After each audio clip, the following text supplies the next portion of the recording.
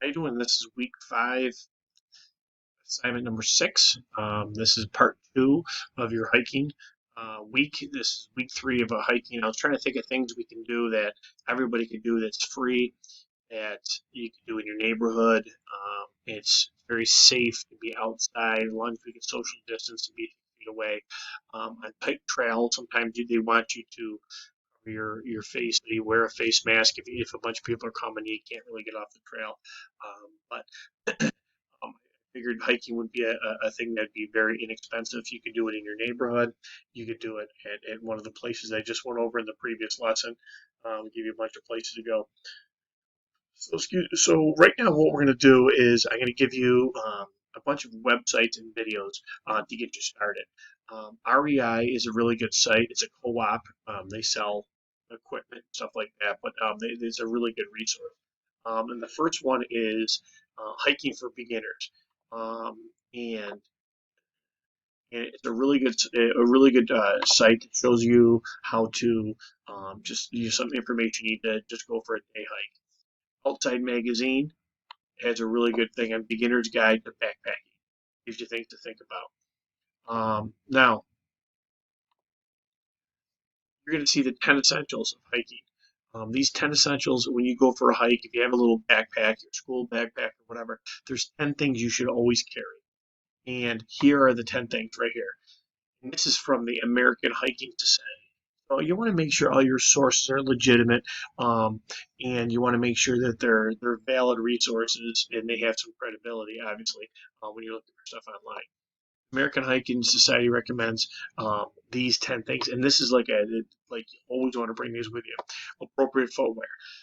If you're wearing sneakers and you're walking on uneven rock, that could actually hurt your foot. So you want to make sure you have, shoes on, hiking shoes that have a little bit stiffer of a sole, so you don't roll your ankle, you don't hurt your foot. Map and compass. I have a video on here for map and compass, but everybody wants to rely totally on their phone. But if there's no GPS signal or there's no phone signal, what are you going to do? So you have a phone, you have your map, and you have a compass. And compasses are $6, $7. You can get a trail map; they're very simple. So how to use that is not hard. I included a video on how to use a map and compass. So no matter what happens, you can always find your way out. Water, and a way to purify it. So Sawyer has one, LifeStraw has one. They're about $20 on Amazon.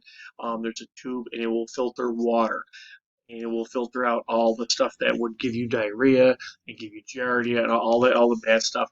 You can actually suck right through it in a puddle if you needed to. Ultralight hikers typically use them, and they don't even bring water with them. They just bring that with them. But it's good to have something like that. It's not really expensive. They're not hard to use. I said Sawyer and LifeStraw. They're used over in Africa in a lot of these third world countries to help people with shortage of water, and they're phenomenal. And a lot of the money, the proceeds go to those poor countries. So it's a really good thing to have. But it's always a good thing if you run out of water, you go to a pond or something. If you were to just drink it, you would get sick. With this, you wouldn't. It actually filters out all the bad stuff, so you could actually drink it. Calorie-dense food to help you fuel your hike and carry an extra portion in case you're out longer. So, high-energy foods, granola bars and stuff like that, fruits and stuff, and make sure you pack it out. So you don't want to, even your banana peel, well, it's biodegradable, yeah, but in a long time, and other animals will, you try to get it. So whatever you pack in, you pack out. So make sure you have like a plastic bag in on the way out, but make sure you have plenty of food. Rain gear and dry fast layers. You don't want cotton. You're going to start seeing a lot of these things. You don't want to wear jeans. You don't want to wear the heavy cotton because if it does rain on you and it gets wet, those things take a long, long time to dry. So you want any sort of synthetic shirts. And if they do get wet, they will dry quickly. And just a little packable rain gear, just a jacket or something if the weather does turn. Light, fire, and a whistle. So you want to have a flashlight. So anything if you were to go, you got lost and you weren't coming back after dark, a headlamp are great. They're very inexpensive. They have them at Home Depot, Lowe's, Walmart, Target, anywhere from $10 to $60 on a headlamp. But I like the headlamp just so wherever you look, that's where the lamp or the light is going. So those are kind of nice to have. You look kind of goofy with them, but I don't worry about looking goofy. And a whistle. So if you're out and something happens, you can blow that whistle and people can actually find you. First aid kit in one of the videos I gave you information, or actually information I gave you. Some people pack too much stuff for a med kit, and they bring everything, and then sometimes people don't bring a med kit at all. So you want to have Neosporin and a little bit pack maybe a wrap in case you rolled your ankle. You want gauze, you want tape, you want bandages, stuff that if you have a cut, stuff like that. Then maybe there's over-counter medication that you need to take. So those things should all be in there. Knife or a multi-tool. I recommend a Leatherman. I have a Leatherman. I have a couple of them actually, and they are great. There's a screwdriver. There's 2 or 3 knives. There's knives on it. There's a saw. And you can get one for $20 up until $100. But they're nice because they have everything there. So a knife or a multi-tool, you always want to have when you're in the woods, and maybe a little pocket knife, and you throw it in your pack and you just kind of leave it there. Sun protection. If I walk by a heat lamp, I get sunburned, so obviously sun protection is very important for me. But a hat, sunglasses, suntan lotion, and then sun protective clothing should be used. Shelter. So what are you going to do when you go out for a hike? What happens if you have to stay overnight? They have little tents you can get, and you can put them on your backpack. But you have something. They have these little space blankets you'll see down here. Inexpensive is a great option. You can just put in them. They're very packable. They go in your pack. So in case you were to be out for a little long, but those are the 10 essentials. Trash bag would always be good too. Um, but all that stuff is something you should have in your backpack anytime you go. Water, how much water should you bring? More than you think you should have because it runs out quick, especially with a really hot day. You'll drink a lot more um, than what you think you should. Now, so we just went over the 10 essentials. American Hiking Association, which is a really good association, Hiking 101. National Park Service, it goes over the 10 essentials and it talks about them. Hiking guy. He actually wrote the book. I think it's Idiot's Guide to Hiking. But he has a lot of really good stuff on here that I like, and a lot of common sense stuff. Coming up a little while. Here we go. And this one is Hiking for Beginners: 11 Essential Tips. Um, Leave no trace. Okay, so this is a big one. And when you're out when you're outside, you really want to make sure you leave no trace. This is a picture of someone's diaper. They found a diaper out there, so people just thought, oh, I just had to go to the bathroom or whatever. Um, Please have respect for the hike and other hikers. In a nutshell, this means do not litter or throw food peels. Do not leave the official trail. Do not disturb the environment around you. Don't break branches or pick up a rock or move things. You want to leave no trace.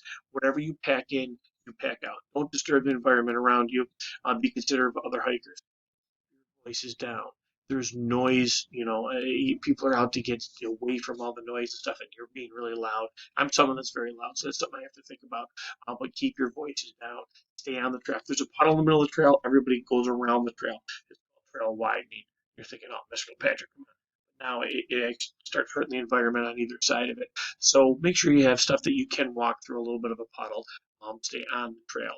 You also want to stay on the trail because it reduces your risk of getting ticks. And there's a lot of ticks in the area, and the deer ticks do have Lyme disease. 50% of them have Lyme disease, the adult deer tick. You stay on the trail, the chance of you picking up something or walking by a branch that has a tick on it are greatly reduced. Whatever you bring in, you bring out. You have to go to the bathroom. It's an 8-inch. You dig an 8-inch cat hole. Make sure you're over 200 feet from any sort of a water source. You go to the bathroom and then you fill it in. So any paper product or anything like that, you would have to carry out. That's just something to think about. Leave no trace. And there's someone writing all over a sign. Okay. Um, Pick hiking gear for beginners, and you want just the basic stuff to start. Understand how to use your map to orient yourself in the map. People are turning around. Um, and you want to understand that. Let's see here. This is one of the most important things. Is if I'm going on a hike, tell mom and dad I'm going on a hike. When I'm going, when I plan to be back. People forget to go tell someone they're on a hike, and then if your phone, your battery dies, and you have to come find you. Well, they're going to be back by 5 at 7 o'clock. Someone can you let people know where you're going to be, and always a lot of the big trails. I know in the Adirondacks they have a book. You sign the book when you enter the trail, and you sign out when you're done. And around 7 o'clock at night, the rangers will come through, and if you haven't signed out yet, they're going to come looking for you. Say you fell and got hurt. So um, that's not that's not a smart thing to do, is to hike without letting someone know. Hiking is not a race. And I had a friend, I was hiking with a friend a long time ago, and he was trying to run up the hill, and I'm like, you're missing everything. You're missing, the view and the scene and nature, and he's just trying to, do it as a time. So if you're running, you're a cross country runner, that's different, but take your time and look around and see what you'll be surprised what you notice, the wildlife that's right there in front of you. Watch your feet. Okay, watch where you're stepping. You'll be surprised. Snakes, different things that come up. You want to make sure uh, you're watching where you're going. Don't fear about getting lost. People get very nervous about getting lost. If you do get lost, stop. Take a look at your guide to see if anything looks familiar. If not, just backtrack until your surroundings match what you're describing in your guide. Always when you're, look for the trail marker and continue to find the trail marker. And big, not monuments, because there's no monuments out there, but oh, that's a weird looking tree. Make a mental note of that tree. So if you have to track back out, you see the tree. You can actually, okay, I remember that tree. That was a really weird looking tree, one of a kind tree. And now I know I'm going the right direction. I'm coming back out. So just something to think about. They have GPS rescue beacons. They also have GPS, handheld GPS things that go right up to the satellites that you can backtrack. I've used those before, and those are really good.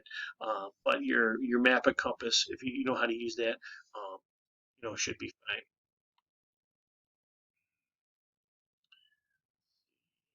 I think that's it. Yep, that's it. So, the hiking guy, Darwin, this guy Darwin on the trail, he's got 50, 60 videos, but he has a video on just what does he take on a day hike, his backpack, his food, why he tells you why he takes things, some things, and why he doesn't take other things. How to train for hiking. This is a nice little video of things you can do to kind of get ready. And if you're going on a hike, you're going on a peak, working on your legs and your arms and everything. It's really good. Amanda Outside, another really good 6 tips for beginning hikers. That's a good one. What do I carry on a day hike? Another Amanda Outside video. REI, what to bring on a day hike. And the last one, these last 6 videos. These are all videos on YouTube. How to use a compass. You can get a little basic compass and I have one, and I throw it in my backpack. I'm at Beaver Lake, so I know where the trail is. I never have to use it, but it's always there in case I do need it. So that's just something to think about when the phone, your battery dies, and the GPS isn't working, or whatever. Those are all things to think about. So hopefully you've learned something from this, and you can actually click on these websites. I will post it on the classroom. But there's a lot of information, and it'll help you get started with hiking. Hiking's a lot of fun. You walk at your own pace. It's not a race. It's a great thing to be able to do right now, especially with everything going on. It's a safe thing to do outside, and you're away from people. Hopefully, you enjoyed the video. This is the second video for week 3. This is video number 6, and you'll have questions to answer for 5 and 6. Thanks.